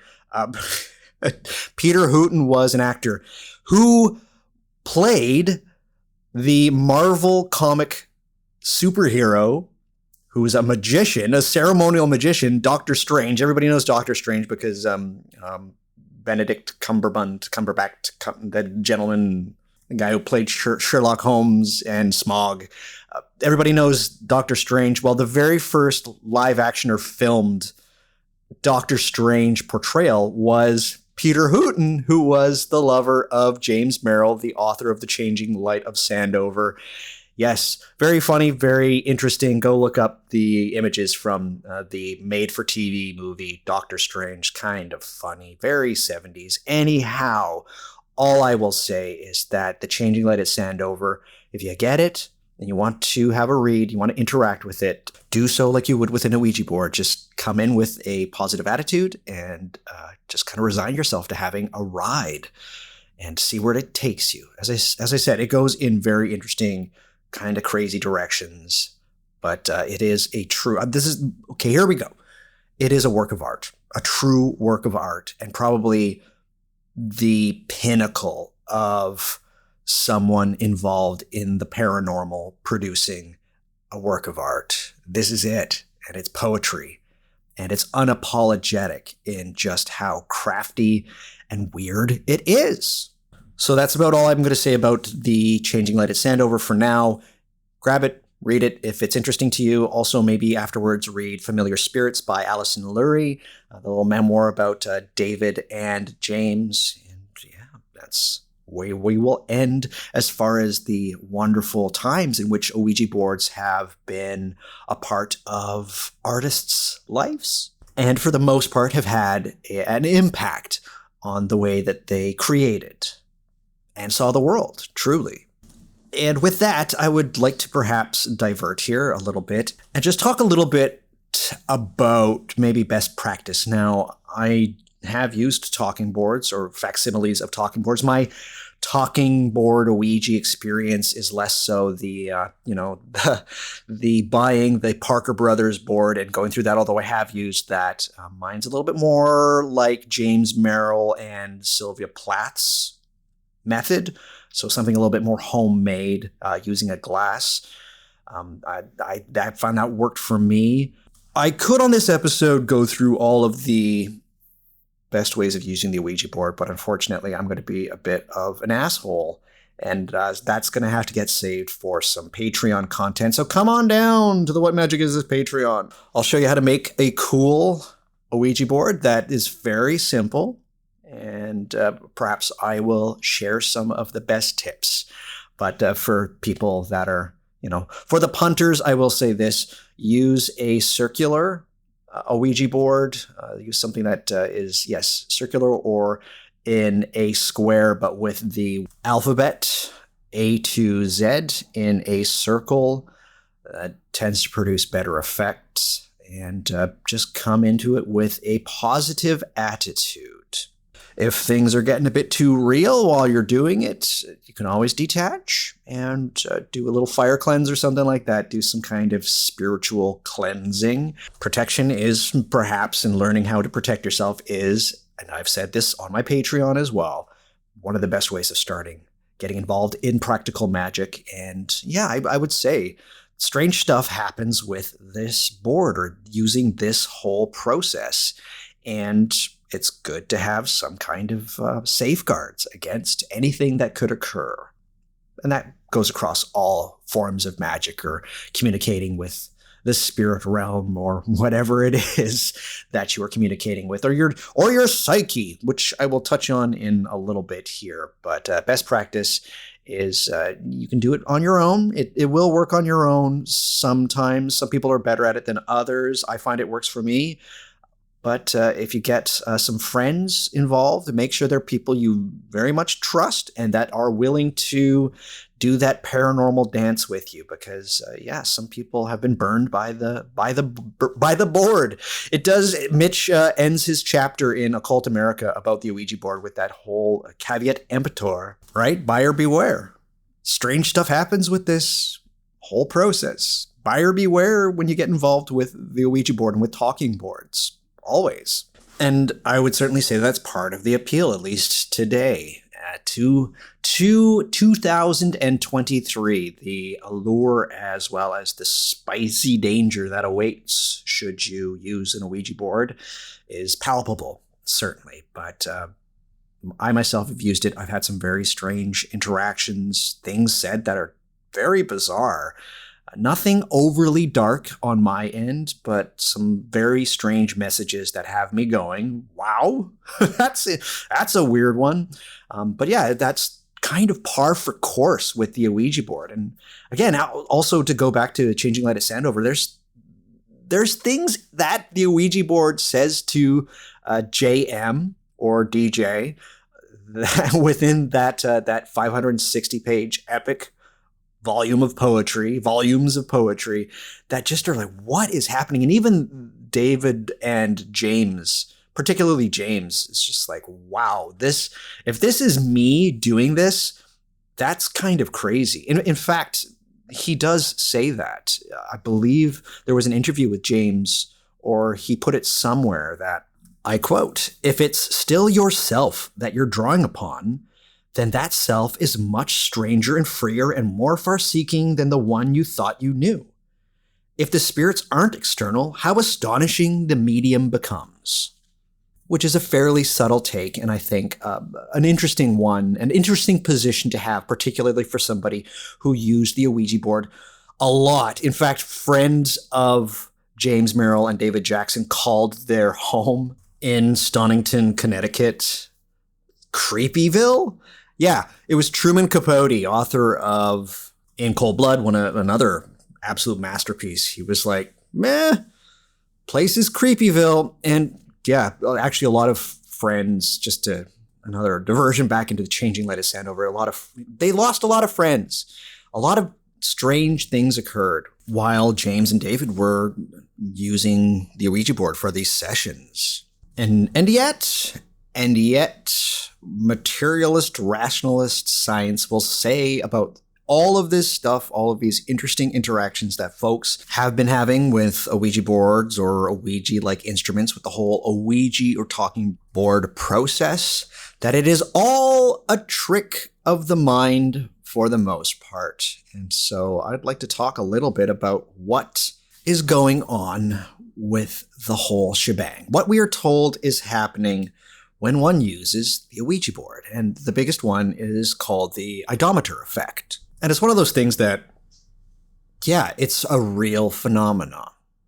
100%. And 100% that is actually what is happening when you use an Ouija board. And come October every year, there's every website releases this is what happens. This is the science behind the Ouija board. Just so you know, nothing ever strange has ever happened when using Ouija boards. Is just a trick of the mind, and it's called the odometer effect. So what exactly is happening with the odometer effect? Here it is. Here's what modern mainstream science has to say is going on when you use the Ouija board. It's the odometer effect and some other thing that I will talk about. So here is the odometer effect. So what is happening is when your brain thinks about movement or wants to see movement in something, particularly things that you yourself are touching, small involuntary movements will occur. It's an interesting phenomena for sure. And it is the reason why the planchet moves. And it's one of those ones where you don't even need an Ouija board to feel this effect. Say you're sitting next to your lover, your partner, and you just think about kissing. Watch what happens. Think about kissing in your mind and watch what happens to your body. Your body might lean a little bit forward, or your head closer to them. That is a very easy way to see how the odometer effect actually works. When you think about something moving, your body will start the process of moving. And particularly when you have 2, 3, 4 people in coordination wanting something to move, like a planchet that everybody has their hands on, it's going to move. And so that is the odometer effect. It is involuntary and it is subconscious for the most part. And so that's where the movement of the Ouija process happens. And we've known about the odometer effect since the middle of the 19th century. As for the messages of the Ouija boards, this is where science is putting up something which I think is an interesting explanation. I think it covers part of the process, but that human beings' minds, particularly subconsciously, are very good at being predictors. So what happens is usually when our odometer effect starts to go, it will land on the first letter of something, and then it will spell out. So our minds, working in conjunction with other people while they are at the table, will slowly spell things out. So if something is like, what is your name? Or of the spirit, what is your name, spirit? And the first involuntary movement lands on P. That immediately limits things. And then it next goes to the letter E. Pretty much everybody now is thinking Peter. And they've done studies where they tracked people's eye movements while they were using an Ouija board. And what they found with one person was that it was very random, or it seemed random, but when they compared it with the eye movements of other participants, it was like it started to form a pattern for itself. So it started to be able to create what would eventually be the message that one would get on the Ouija board. And so what happens when you have this collective effort is that each person doesn't feel like they're making the message itself. But when you have a lot of people doing it, or more than two people doing it, it's like, oh man, there's some kind of spooky agency that's occurring because I'm certainly not moving the planchette. Something else must be doing it. And so it's a group effort of everybody's predictive capabilities occurring while using the Ouija board. And that's science. That is what is occurring for the most part. And yet, you're listening to this podcast and you know what I'm going to say. So just because the odometer effect, as well as this strange thing that happens when people are in groups with their predictive capabilities for filling in the blanks, that's what our minds are constantly trying to do on a daily basis. It's just that the design of the talking board is one where these two forces combine to create a very interesting and very cool trick. There's this other part. And this is why I have a problem with a lot of these explanations, is that a lot of times they give us the what. They give us the what of the situation. They do not give us the how of the situation. So the what is happening while you're using this board? Sure, science has explained it. It's the odometer effect. And so they just go like, done. Ouija board's odometer effect, nothing else. And they go, well, what about the messages? And they're like, well, here's how that happens. It's like, all right, that's not the how. You're basically giving me the what again. How did this Ouija board give me this really odd message? Something that perhaps I have no idea where it got it from.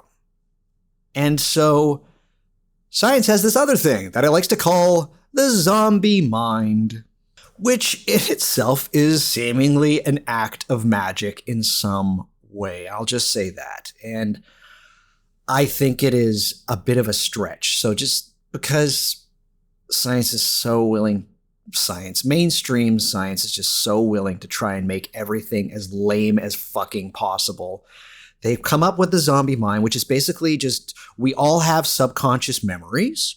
Therein, we are able to have the Ouija board when we think that we're not in control. That's when the zombie mind rises to the surface and produces amazing results that astonish everybody. So the how of the Ouija boards, particularly for the most important part of the Ouija board, which is not how it's working, the what of how it's working, but the how of the messages and where they might come from, or who exactly is creating them. We have the zombie mind. In fact, there's a gentleman by the name of Ronald Rensink up here in Canada who says this about the zombie mind and how we get our messages. He says, your conscious mind says, I'm just going to give up because I'm not in complete control. In which case, your zombie system then takes over, he says. So even if your conscious mind doesn't know the answer to a question posed to an Ouija board, your subconscious memory might be there with an assist. So I think you know where I stand on this. That's some kind of bullshit. And it's bullshit in the sense that it's not that I don't think it's real. I do think it's weird. And you talk to any hypnotist and they will tell you that, yeah, we can perhaps in some way conjure up subconscious memories, details, facts, things that seems kind of unreal, like a superpower in a way. And yet I can speak from personal experience, and I'm sure a lot of people who have used talking boards or Ouija boards can as well, that sometimes the content of the message as well as the person or thing or spirit that seems to be relaying those messages seem to come from very dark, very strange, very odd places. And an explanation as to zombie mind just doesn't cut it. So while the Ouija board and its explanation by materialist, reductionist, rationalist science, which likes to say we've solved the problem, we've figured out the trick of the Ouija board is over, everybody can stop using them, it's just a wonderful novelty parlor game, certainly. There are too many things about the Ouija board that can't be put in a box. And yes, that pun was intentional. So we've gone on an interesting journey so far. Stick with me, because there's just a little bit left here. But I would like to say that if the paranormal had a totem, one single totem with which everybody could probably say that they have some kind of an experience or a feeling or at least some kind of opinion on, I would say the paranormal's totem is the Ouija board. And it is because of this strange thing that happens within the paranormal, which is so commonplace nowadays, which is that it has been given a scientific explanation. It has been explained away, and therefore it's not real. And yet it persists. And it's because of the other things, which is what the paranormal has always been about. It is the other things that keep us coming back. There is a very interesting story which Mitch talks about in Occult America, particularly, in which the Ouija board tends to go in a very dark direction somehow, seemingly. There's a story about a younger man using an Ouija board, and they're in contact with a 64-year-old child molester. This discarnate entity, whatever it is, I think it goes by the name of Kyle, says that it wants to kill this user's half-sister. It says that when he uses the Ouija board, that Kyle somehow seemingly just keeps popping up. He keeps trying to get in there. So what part of the zombie mind does Kyle come from?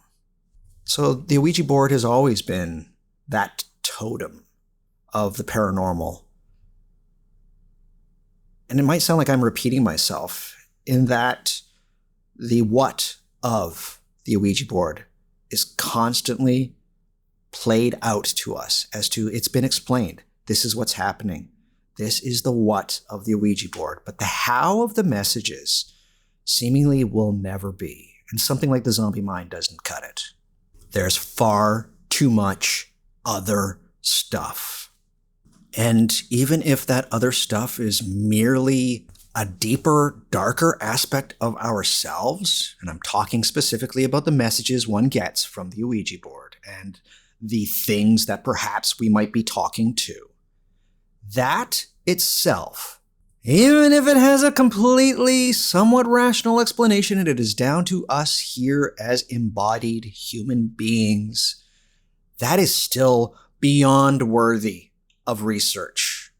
Way more so than the mechanism by which one arrives at these messages. We need to look at the context of them. What do they tell us about ourselves? Sure, that's an interesting question. But what does it also say about our condition and how we operate in this living reality? There's too much other stuff.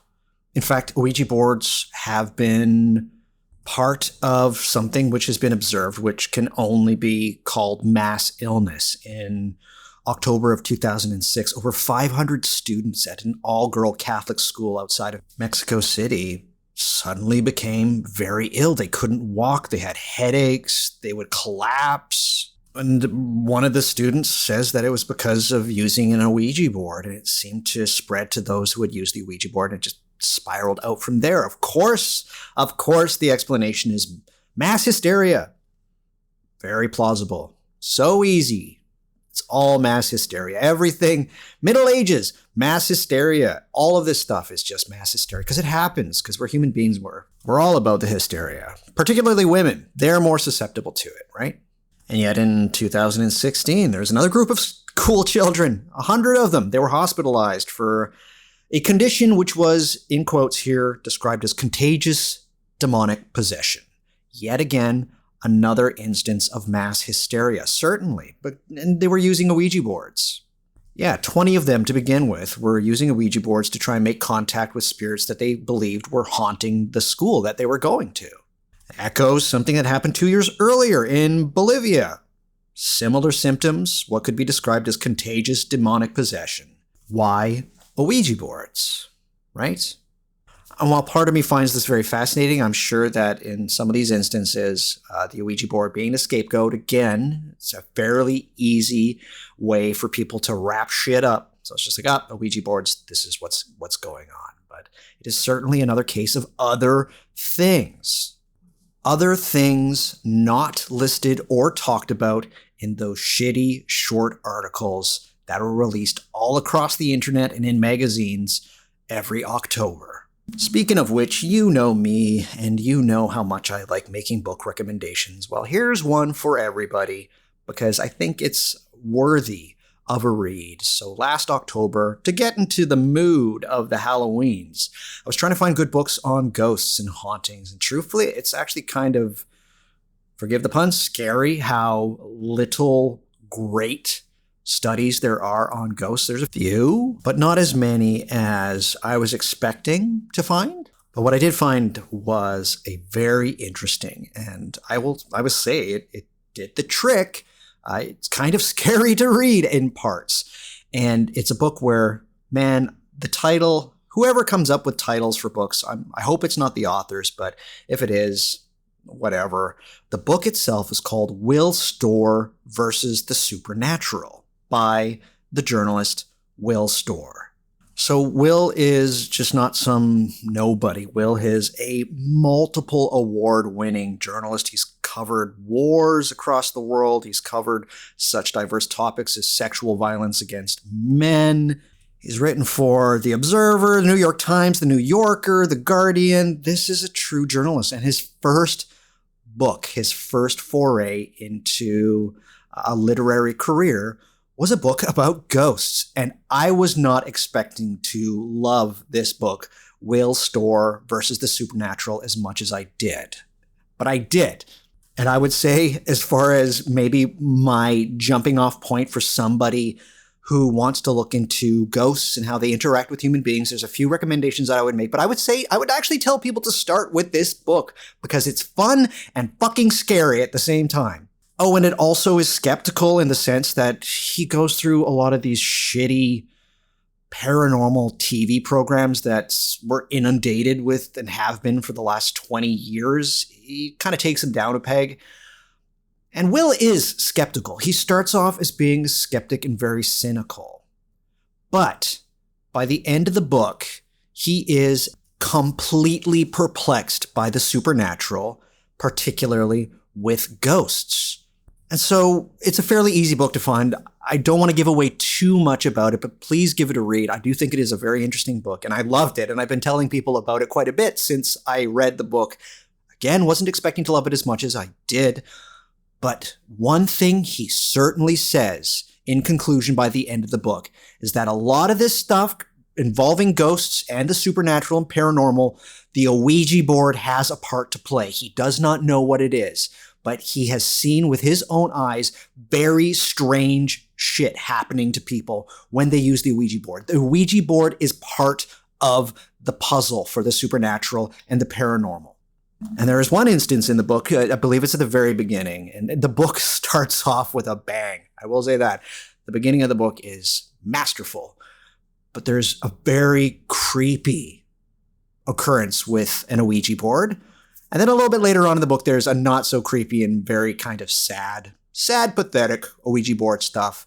But then, of course, he circles back by the end of the book and has this to say, the same thing that I'm saying now, that there's too much other shit around the paranormal and the supernatural and ghosts and spirits and entities that we can't just say it's because of the eidometer effect in combination with the zombie mind. So the paranormal, it persists, and it always will persist. And that is why I put the Ouija up on a pedestal in some way, because it is so emblematic, totemistic of contemporary paranormality that the second you bring up the Ouija board, it will elicit very strong emotions, very strong memories, and you will always get that one person who will say, it's been explained. It's been explained, so you don't need to worry about it. But it hasn't. Part of the process has been explained, but egregiously pointing out how one part of a process worked does not explain the whole experience. And one thing my show and the paranormal is trying to show us, but we cannot seem to get it through our thick skulls for some strange reason, is that the experiential element is as much, if not more so, the most important part of these things. And what's unfortunate is that emotions and experience, in a word, confounds rationalist, materialist science. It is anathema to the world that we have constructed around us, the one which is consistently shoved down our throats every bloody day. And it will continue to persist and continue to confound for many more decades.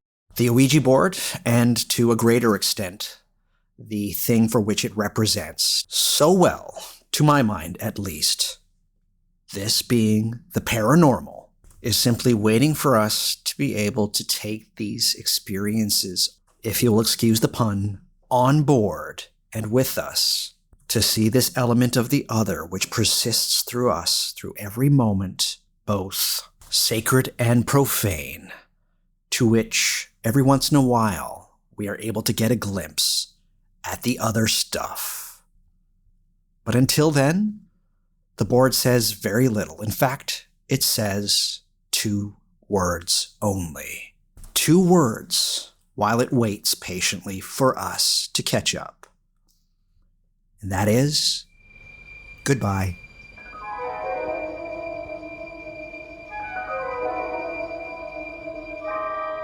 Oh my goodness, this has been a long time coming. This show, hasn't it? It's been a couple of months, particularly if you are listening to this in July of 2023. Yeah, I had a bit of a break there, and so I want to thank each and every one of my regular listeners for being patient, and I want to thank even more so my Patreon supporters for being as awesome as they are and for supporting me through this last little while in which I wasn't as productive with the show, although there was some Patreon stuff. And again, the reason I do this little spiel at the end of each and every show is to try and get you to support my show in some way. So please, if you can see your way to supporting my Patreon, because even when I'm taking breaks, there is still stuff happening on the Patreon. And I will admit that sometimes it is my best stuff. I released a fantastic episode recently about somebody who was basically trying to change the future of the most important person in Europe in the early 17th century. Anyhow, so I'm just trying to say that, I tend to take a break every once in a while. It usually tends to be in and around Christmas or so, but this summer I had some other things to attend to. But if you're jonesing for some What Magic Is This, trust me, the Patreon is well worth it. $7 a month. I do all kinds of episodes, and in my opinion, they're actually a lot like this episode. So if you enjoyed this Ouija episode, a lot of what I do on Patreon is very much like this, although I tend to use more music and other kinds of creative elements. But yes, my Patreon stuff, a lot of it is very much like this episode of the Ouija. So if you enjoyed it, come on over to the Patreon. But even if you just want to support the show, I would greatly appreciate it. $7 a month, it gives you access to so many things, so much extra offerings. I'm trying to stop calling my stuff content because it's starting to really trip me up, particularly when I talk to other people, because people are starting to ask me about my show. I'm like, I'm a content creator. I'm like, that has never sat well with me. So for now, I like the idea of offerings. My show, in a way, I had help from St. Cyprian to create everything. And so this show, in a way, is an offering to him, and it is an offering to you. And some of the best of my offerings are over at Patreon. That is patreon.com/whatmagicisthis, or head to whatmagicisthis.com and click on any number of the Patreon buttons there. There's a lot of them. Also on whatmagicisthis.com, you can find links to my Twitter account, my Instagram account, as well as my Facebook account. All well and good. I tend to be more active on Twitter than anywhere else. So if you give me a follow there, I share some pretty interesting stuff as well. Another way to support the show, if you want to show your support, because I know you do, because you enjoy this stuff, and you admit it, you were like, what's going on? Why is there no episode? It's been weeks since there's been an episode. Yeah. Well, another way of supporting what I do is through PayPal. You can head to What Magic Is This, click on any number of the PayPal links there. Donate me $5, $10, $20, any amount, hopefully in the dollars category as opposed to the cents category. Every bit helps, and it goes straight back into helping me with running this show. Things are getting expensive, and I need new audio equipment, so I'm just going to say that. And this is not to try and guilt anybody, but yes, the sound of the show ain't cutting it no more. Doug's got to make some investments. That's going to cost money, so I'm doing it. I've been putting it off for far too long. It's been at least a year of me being like, I should maybe get some new equipment. Well, I'm going to be getting new equipment. And yes, it's going to be running in the thousands of dollars category, because it just does. This stuff is not cheap. So any donation made through PayPal goes right back into helping this show be what it is. And definitely as the show progresses, I hope the sound quality and all of the things get much better, because it has to, and I need to. So that's another way of supporting the show. And the last way of supporting the show, if you so desire, is to show your support by wearing it. Head to whatmagicisthis.com. Head to the menu there, find the merch button, click that. You can find t-shirts, stickers, mugs, notebooks. I love the notebooks. Hey, guess what, man? You got the Ouija board happening. You want to write down what the Ouija board is saying as it says it, while you're one hand on the planchet, the other hand with a pen and the What Magic Is This notebook nearby, in that James Merrill-esque way that he did the changing Let It Send over.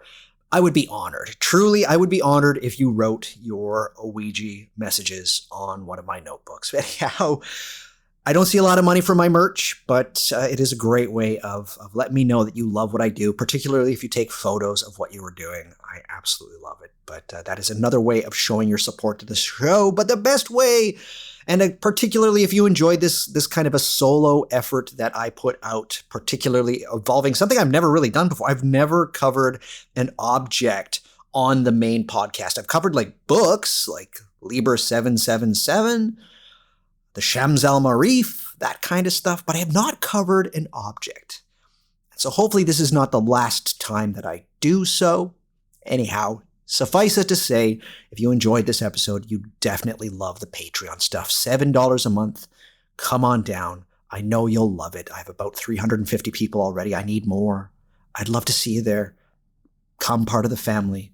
Come rest your fingers on the What Magic Is This planchet, and we'll take a glide across the board. All right, everybody. I really hope you enjoyed this one. I had so much fun going through it. Yes, it took a long time, because as I kept diving into absolutely everything, I kept finding out more information, and I just wanted to share it in the most enthusiastic way possible. But yes, there will be some stuff about how to use the Ouija board in the Douglas Bachelor fashion. I'm going to show people how to make an Ouija board that is very simple and very effective. At least it was for me. And we'll go into some of the best practices for using said Ouija board, but only on the Patreon. Sorry, I have to do that thing. Yes, but all of that stuff, all of it, anything, show notes. Oh yeah, did I mention the show notes? So many show notes for this one. Head to whatmagicisthis.com. Find the Ouija episode in the episode button on the menu.